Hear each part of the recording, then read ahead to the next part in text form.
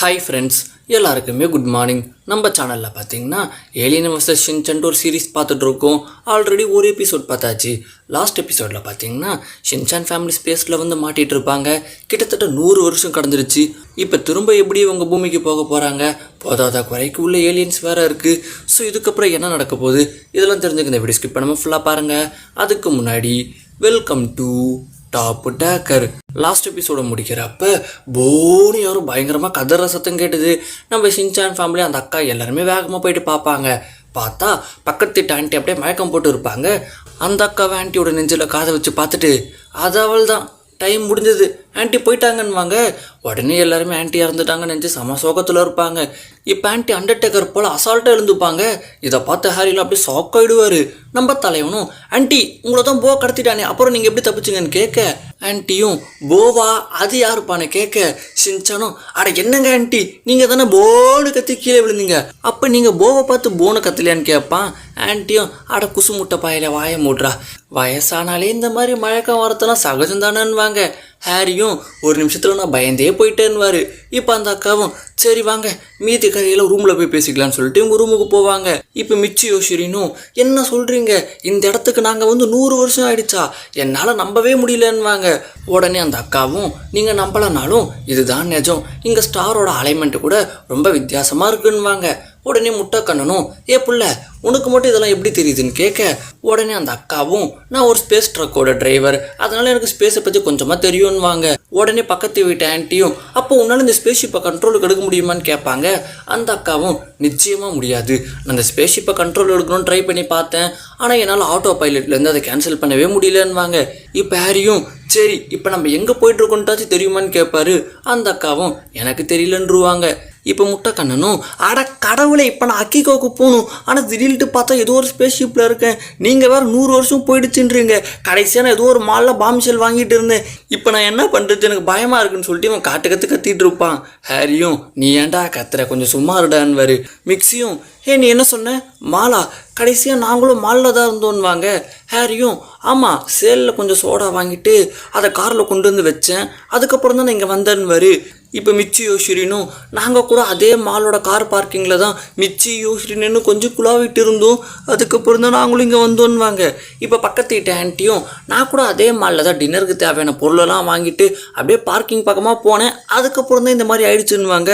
இப்போ அந்த அக்காவும் நான் கூட ஏகப்பட்ட பொருளை மார்ஸ்லேருந்து ஏற்றிக்கிட்டு அந்த மாலுக்கு வந்தேன், அதுக்கப்புறம் தான் இங்கே வந்தேன்னுவாங்க. இப்போ அந்த ஒத்த கண்ணனும் ஆமாம் நான் கூட அங்கே தான் இருந்தேன்வான். உடனே ஷின்சானும் நோ வே, உன்ன மாதிரி ஒரு கொடூர மூஞ்சிக்கு அந்த இடத்துல என்ன வேலைன்னு கேட்பான். உடனே ஹாரியும் ஷின்சான் கண்ணா ஒருத்தனோட வெளி தோற்றத்தை வச்சு நம்ம இடப்படக்கூடாது, வாய முடிட்டு சும்மா இருவாரு. ஒத்த கண்ணனும் கடைசியாக நானுமே அந்த பார்க்கிங்கில் தான் இருந்தேன்மா.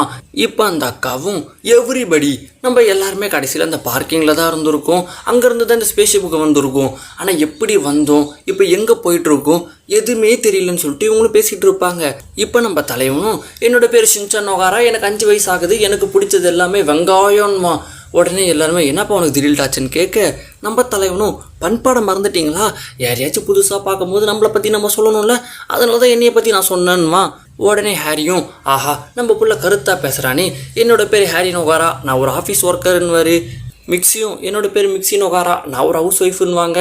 ஷின்சானும் இதோட பேர் ஹீரோ, இதோட பேர் ஹீமவரின்மா. இப்போ மிச்சி யோஷிரினும் என்னோட பேர் மிச்சி, இவனோட பேர் யோஷிரின், நாங்கள் 2 பேர் இப்போ தான் கல்யாணம் பண்ணிக்கிட்டோம், லவ் பேர்ட்ஸ்னு கொஞ்சிட்டு இருப்பாங்க. இப்போ பக்கத்து ஆண்டியும் என்னோட பேர் கிட்ட மோட்டோ, நான் வீட்டில் சமைப்பேன், சமைச்சதை சாப்பிடுவேன், திரும்பி சமைப்பேன், இப்படி தான் பண்ண டெய்லி இருப்பேன்வாங்க. அந்த அக்காவும் என்னோட பேர் எலன், மாலுக்கு சரக்கை கொள்முதல் பண்ணிட்டு வரது தான் என்னோட வேலைன்னுவாங்க. இப்போ அந்த ஒத்த கண்ணனும் என்னோட பேர் டொகோசோகே, நான் ஒரு காலேஜ் ஃபஸ்ட் இயர் ஸ்டூடெண்ட்டுன்னுமா. இப்போ அந்த ஒத்த கண்ணனும் நானும் ஆஃபீஸ் ஒர்க்கர் தான்ப்பான்மா. உடனே ஷின்சானும் வாய்ப்பே இல்லை, பூச்சாண்டி மாதிரி இருக்க பார்க்கறதுக்கு நீலாம் ஆஃபீஸ் ஒர்க்கரா, நான் நம்பவே மாட்டேன்னுவான். ஹாரியும் ஷின்சான் கண்ணா அவன் உங்கள் அம்மாவை விட பார்க்க ரொம்ப டெரராக இருக்கான், தேவையில்லாமல் பேசி தேவையில்லாமல் வாங்கிட்டு அடி வாங்க போகிறோம், நீ கொஞ்சம் வாய் மூடிட்டு சும்மா இருடான்வாரு. மிக்சியும் நான் உன்னை எங்கேயும் பார்த்துருக்கேன், ஆனால் எங்கே பார்த்துருக்கேன்ட்டு தெரியலன்னா நான் உன்னை பார்த்துருக்கேன்னுவாங்க. உடனே அந்த ஒத்த கண்ணனும் அட என்னம்மா அவங்க கூட இதே வேலையாக போச்சு, நான் ஏதாச்சும் சேலில் வேலை செஞ்சுட்டு இருந்திருப்பேன், அந்த டைமில் நீ என்னை பார்த்துருக்கலான்வாரு. ஹாரியும் மிக்சி இவர் எங்கே பார்த்துருப்பேன்றது தான் முக்கியமாக, அடுத்து என்ன பண்ணணுன்றத பாருன்வாரு. இப்போ இந்த நேரத்தில் திரும்பி பயங்கரமான ஒரு சத்தம் கேட்கும். எல்லாருமே பதறி போயிடுவாங்க. இப்போ அந்த எலன் அக்காவும் இங்கே பாருங்கள், இவ்வளோ பெரிய ஸ்பேஸ்ஷிப்பில் நிச்சயமாக ஒரு சின்ன ஸ்பேஸ்ஷிப்பாக இருக்கும், எப்படியாச்சும் நம்ம அதை கண்டுபிடிக்கணும்னு வாங்க. இப்போ அந்த முட்டைக்கண்ணனும் ஒருவேளை நம்ம அந்த ஸ்பேஸ்ஷிப்பை கண்டுபிடிச்சிட்டோன்னா நம்ம அது மூலமாக பூமிக்கு பறந்து போயிடலாமான்னு கேட்பான். எலன் அக்காவும் ஃபஸ்ட்டு நம்ம கண்டுபிடிப்போம், அதுக்கப்புறம் என்ன பண்ணணுன்றதை நம்ம பார்ப்போம். இப்போ வாங்க நம்ம எல்லாருமே போய்ட்டு அந்த ஸ்பேஸ்ஷிப்பை தேடலாம். மிக்ஸி நீங்கள் மட்டும் பசங்களெல்லாம் வச்சுக்கிட்டு இதே ரூமில் பத்திரமா இருங்கன்னு வாங்க. இப்போ பக்கத்து வீட்டு ஆன்ட்டியும் அட போம்மா, எனக்கும் வயசாயிடுச்சு, நடந்தால் கை கால்லாம் கூட வருது, நானும் மிக்ஸி கூட இதே ரூமில் அமைதியாக இருக்கேன்னு வாங்க. அடுத்து எலனு, ஹாரி, முட்டைக்கண்ணன் இவங்க 3 பேர் மட்டும் அந்த சின்ன ஸ்பேஸ்ஷிப்பை தேடி போயிட்டு இருப்பாங்க. இப்போ முட்டைக்கண்ணனும் ஒரு விஷயத்த நோட் பண்ணிங்களா, அந்த லவ் பேர்ட்ஸை எங்கேயுமே காணும் பானுமா. உடனே ஷின்சானும் காதல் பறவைகள் ஒருவேளை பறந்து போச்சோன்னுமா. ஹாரியும் அட கடவுளே, உன்னை நான் அம்மா கூட தானே இருக்க சொன்னேன், நீங்கள் என்னடா பண்ணுறேன்னு கேட்பாரு. ஷின்சானும் நைனா, நீங்கள் எல்லாமே என்னால் ஒரு நிமிஷம் கூட தனியாக இருக்க முடியாது, அதனால தான் நானே உங்களை தேடி வந்துட்டேன்மா. ஹாரியும் எவனை திருத்த முடியாதுன்னுவாரு. இப்போ முட்டைக்கண்ணனும் இங்கே பாருங்க மிஸ்டர் ஸ்மித்து, அதாவது ஒத்த கண்ணன், அவன் அந்த பக்கம் போயிருக்கான், நம்ம எந்த பக்கம் போகிறதுன்னு கேட்பான். இந்த டைமில் திரும்பி ஒரு வினோதமான சத்தம் கேட்கும். போன எபிசோடில் ஒரு ஏலியன் தப்பிச்சு போச்சு பார்த்தீங்களா, அது திரும்பி இவங்கள கண்டுபிடிச்சி அந்த இடத்துக்கு வந்துட்டு இருக்கும். அடுத்த என்ன இவங்களும் ஏலியனை பார்த்துட்டு துண்டக்கான துணியை காணுன்ட்டு வெறித்தனமாக ஓட ஆரம்பிப்பாங்க. ஏழனாக்காவை நம்ம ஷின்சானை தூக்கிட்டு ஓடிட்டு இருப்பாங்க. ஹாரியும் பின்னாடியே வந்துட்டு இருப்பாரு. ஹாரியோட போதாத கால் தடிக்கு கீழே விழ ஏலியன் அழகாக ஹாரியை பிடிச்சிரும். இந்த சீன் கட்டாக அடுத்த சீனில் ஏழனாக்காவை நம்ம ஷின்சானை தூக்கிட்டு ஓரமாக ஒரு இடத்துல ஒளிஞ்சிட்டு இருப்பாங்க. நம்ம தலைவன் கை வச்சுன்னு சும்மா இல்லாமல் பக்கத்தில் ஒரு பட்டன் இருக்கும், அதை அமுக்கி விட்டுருவான். இப்போ டோர் ஓப்பன் ஆக மை குட்னஸ், அதுக்குள்ளே ஒரு அழகான ஸ்பேஸ்ஷிப் இருக்கும். இதை எலனக்கா பார்த்துட்டு ஒரு வழியை நம்ம இதை கண்டுபிடிச்சிட்டோன்னு சொல்லிட்டு பயங்கரமாக சந்தோஷப்படுவாங்க. இப்போ நம்ம தலைவனும் இதை மட்டும் நம்ம ஆன் பண்ணிட்டோம், அப்போ கண்டிப்பாக நம்மளால் காசு காப்பைக்கு திரும்ப போக முடியுமான்னு கேட்பான். எலனக்கா நிச்சயமாக போக முடியும்னு சொல்லி முடிக்கிறதுக்குள்ளே டமால் ஸ்பேஸ்ஷிப் வெடித்து சதுரும். ஆசையில் எப்படி பாமா போட்டாங்க பார்த்தீங்களா. ஸோ இதுக்கப்புறம் என்னாச்சு, ஸ்பேஸ்ஷிப்புக்கு என்னாச்சு, ஹாரிக்கு என்னாச்சு, இதெல்லாம் தெரிஞ்சுக்கணும்னு அடுத்த வீடியோ வரைக்கும் வெயிட் பண்ணுங்கள்.